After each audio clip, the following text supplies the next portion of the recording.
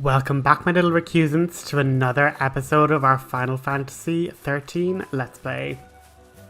So, we are going through our hunts at the moment, and a very useful treasure chest there, 2 clumps of minerite, so a transformation catalyst for accessories and weapons, so we definitely want to pick that up.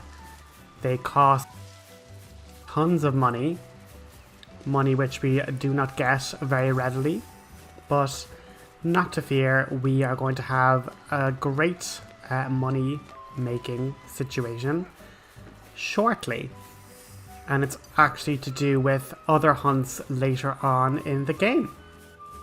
Things have taken a bit of a slowdown. We're kind of no longer on this like breakneck pace of like story every 20 seconds and like running from SciComm, running to rescue our friends, running hither, there and everywhere. So just again looking at where different things are on the map, and as I say, the game really opens up here with the hunts, but I suppose I was trying to like show off the hunts as they went along, but they are just so numerous and we're not going to be able to 5-star them until we get to like later levels. Anyway, so I think what I'll do is I'll just get through like these episodes, because there are some cutscenes here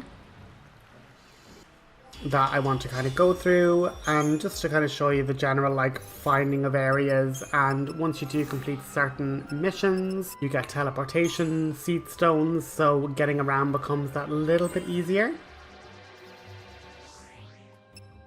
But as I say, even just walking to or from places, you know, every kind of fight gives you a good enough amount of experience. But a little bit later on in the series, we're going to find like a really good area to both get a variety of battles, get a good amount of like items to collect and stuff. But as you can see there, our main goal with all of our different characters is getting that elusive extra ATB, which Snow has just gotten from his Sentinel path. Lightning is in the process of getting. And so that really is kind of the big power play.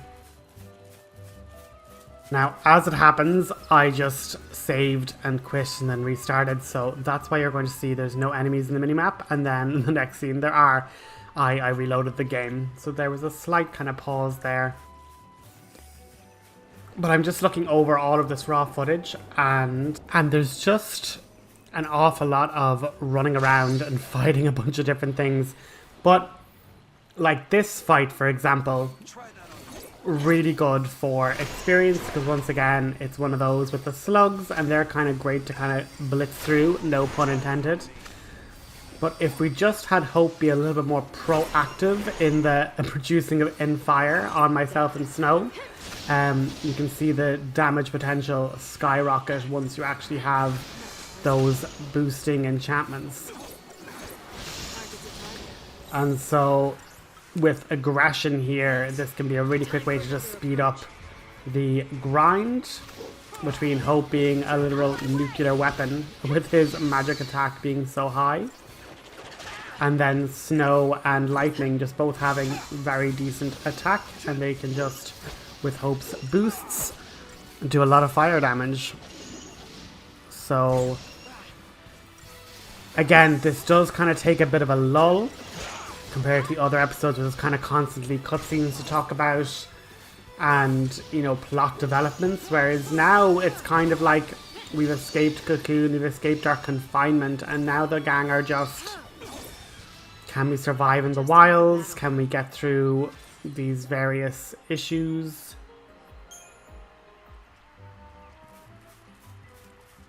And while we're no longer bound to just move from one end of a corridor to another end of a corridor and get a cutscene, we've like these side missions with all these different boss fights that have various pros and cons and various teams that can do better or worse in these particular fights. So as much as I like to use Hope, Vanille, and Snow, we won't, strictly speaking, always be using them going forward because certain teams just require a Sentinel, or just, as you say, Snow would just do better based on his HP and overall more tankiness, that even if you did teach Sentinel to Lightning, just Snow having better meta guards, even a weapon that improves his guard, things like that. Certain character mashups are just better than others. And as I say, skipping a lot of these random encounters, you don't necessarily need to see them, but surprisingly enough, we're actually about to reach a cutscene. So I will let that cutscene play and come back to you once it's over. Hope you guys enjoy. This is somewhere we saw in an earlier cutscene with the gang first arriving to Pulse. You know, I gotta say, this is weird. When we were young, we were always taught that someday we'd be attacked by the demons of Cocoon. And look at us now, waltzing back into Erba, with the very people we were chosen to take up arms against. Yeah, back then we never would have helped you guys. Oh. Well, right. Back then is when you got your first focus, so... Right. We already talked a bit about that, huh? A little bit. Must have been centuries ago now, when me and Fang joined the battle against Cocoon. During the fight, I became Ragnarok and cracked Cocoon's shell. That must have been hard on you going through that. The memories, they're all pretty fuzzy. Cocoon's version of the War of Transgression must have been built up around what you two did. I didn't do anything. I just got turned to crystal, and I can't even remember why that happened. Don't even have the memories to show for it. It's all my fault. So many people died because of me.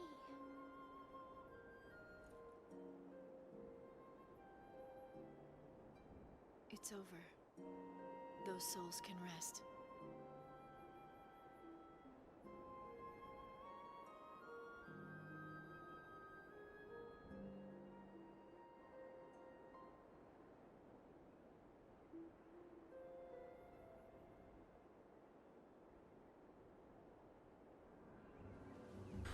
And now we have a teleport Cieth Stone to kind of, again, not have us have to trek all the way down that big long corridor. So as much as these initial runs are a pain in the bum, like just winning mission 6 here lets us port down to this end of the map. We can teleport to like the middle of the other arctile step. There's other teleport stones near our base camp, things like that. So traversing Pulse is long-winded because there's so much of it to traipse through.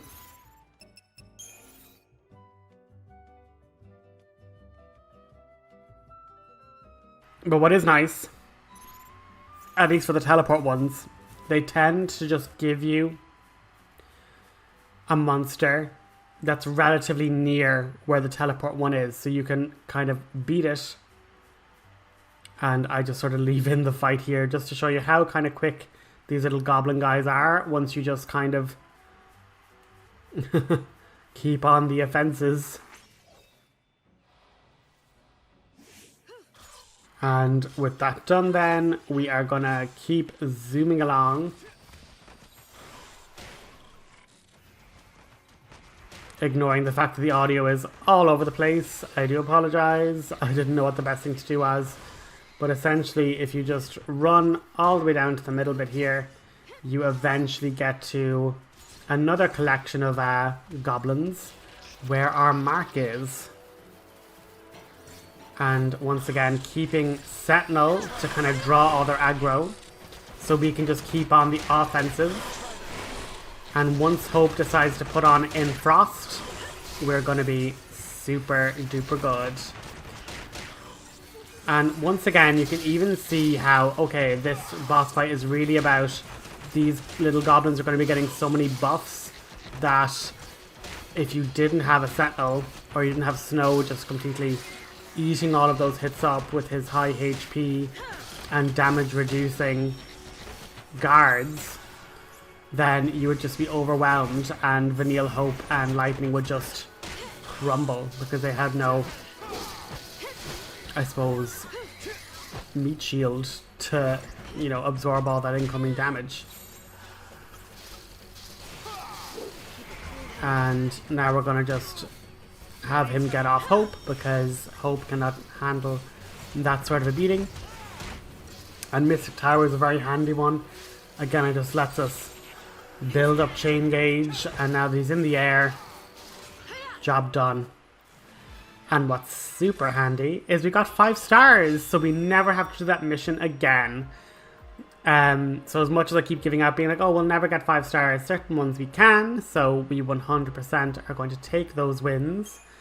And another mission complete. What is our reward?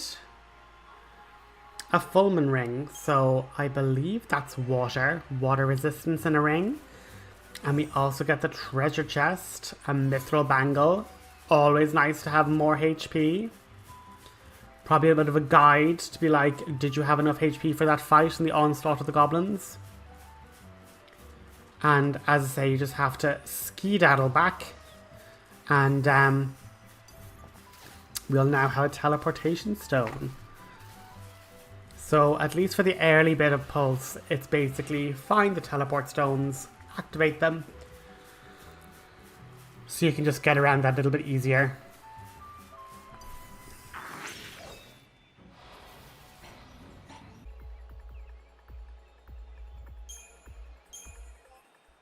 And just to say as well, like, you're getting 2,000 a go. Like, here we have poor Saz, who's just, like, not been gone near in ages. And he just has, like, 20,000 or so.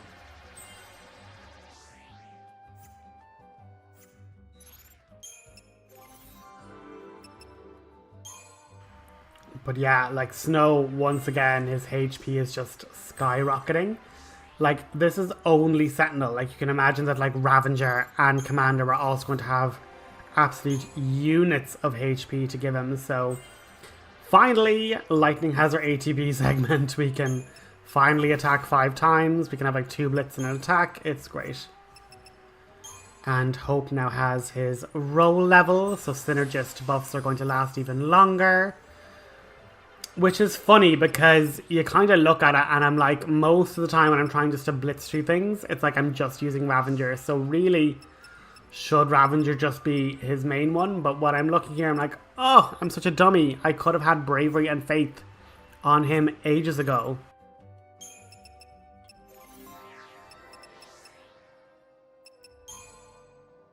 But I still think it was a much better decision to have him level up his Synergist roll first, which will just make his buffs last even longer.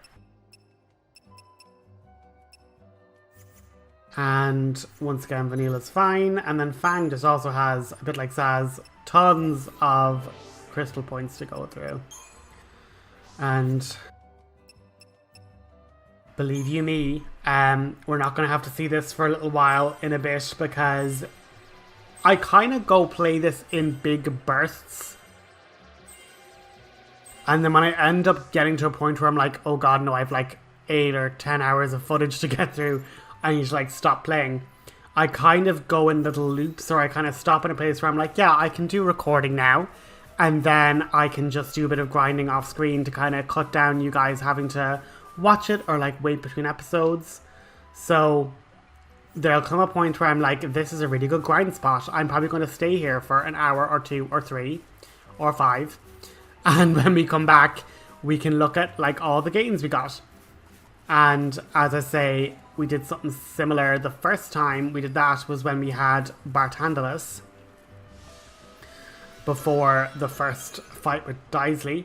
And as you can see, we finally can teleport back to, granted it's like the other side, the other extreme side. So the next teleport one we're hopefully going to get soon is going to be the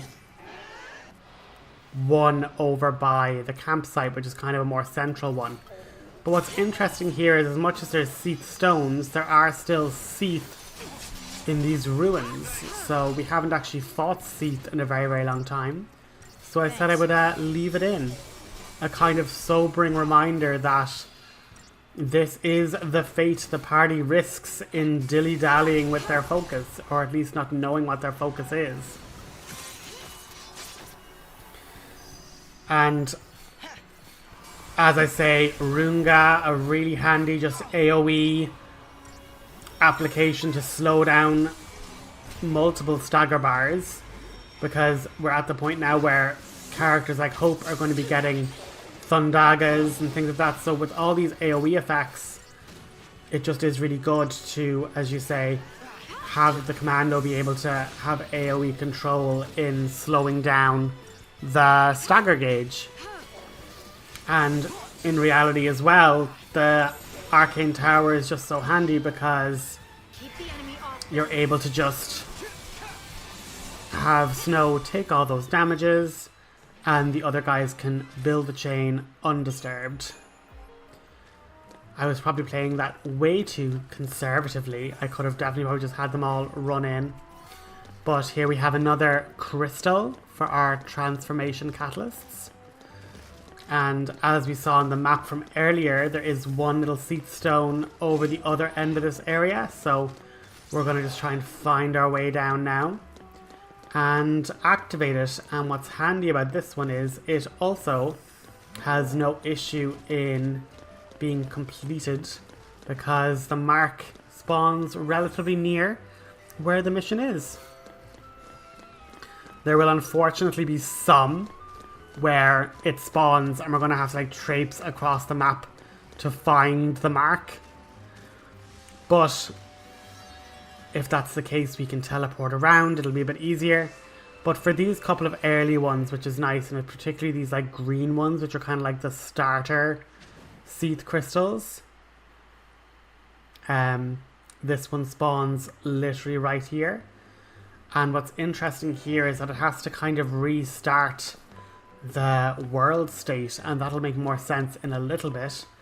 But this particular one has like a long series of other ones to unlock a Cieth Stone later. Because you see all these other grey Cieth Stones. Basically, this one, at its completion, causes a Cieth crystal to spawn there.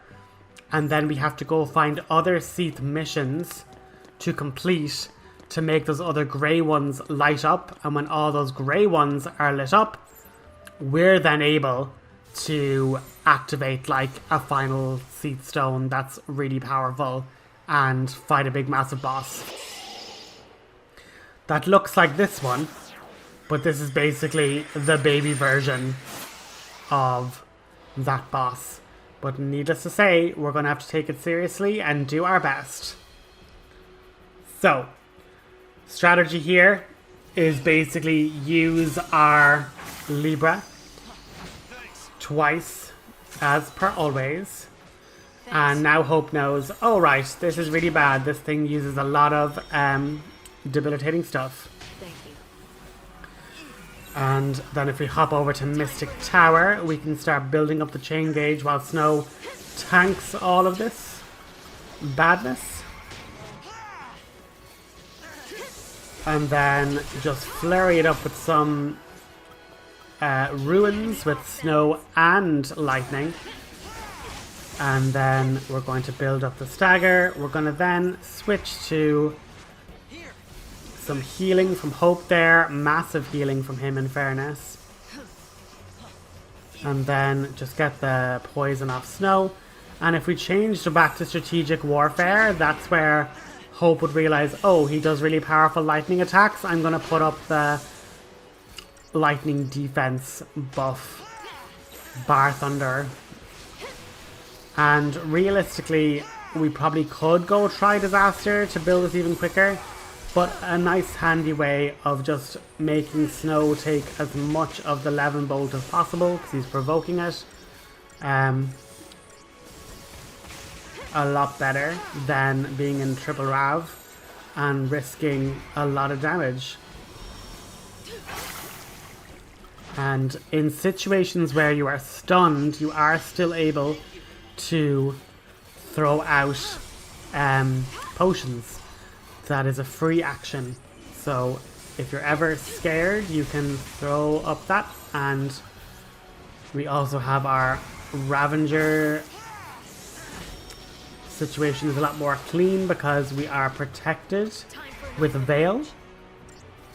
And Bar Thunder really slows down an awful lot of our bits and pieces. Getting rid of 2 of those ailments there. And now we can hop back over to our Mystic Tower, keep the stagger going high, and then hop over with Commando and just watch the damage from just Ruin. Super high damage there.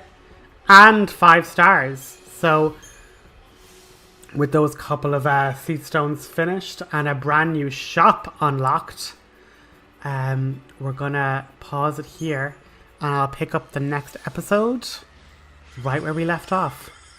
But as I say, here's the big Cieth crystal to be unlocked later on. Talk to you next time, guys. Thank you.